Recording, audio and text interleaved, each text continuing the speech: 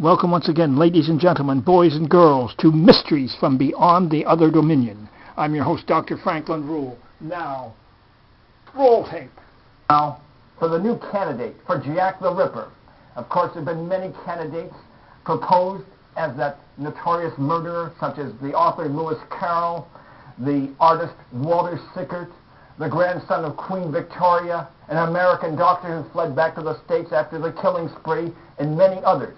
And each ripperologist has presented his evidence in a very cogent fashion.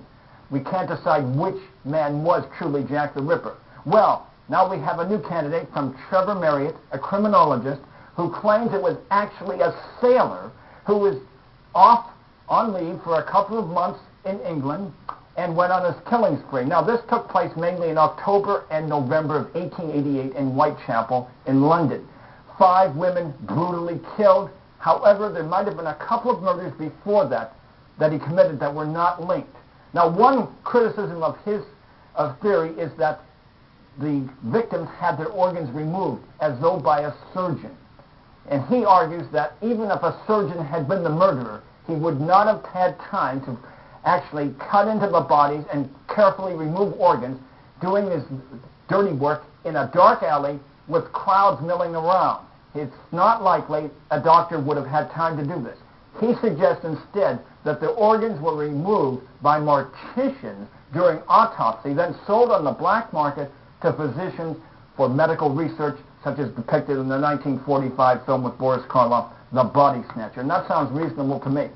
Further evidence offered that 2 months later, down in Nicaragua, there's a similar killing spree. In 10 days, 6 women brutally cut up. And there were some other cases, but no other cases of serial killers identified. They might have occurred, but the local police just simply might not have tied the deaths together. But certainly a reasonable theory. We don't know if it's true or not. As I said, every theory presented so far has been very cogent.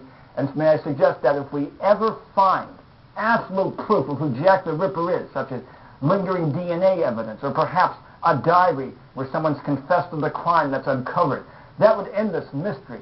And we all love this mystery. For example, the Jack the Ripper tour in London is the most popular tour among foreign visitors. So perhaps we don't want to know who Jack the Ripper was, because that would end this intriguing mystery. Now until next time, may the power of the cosmos be with you. Yes, yes, yes.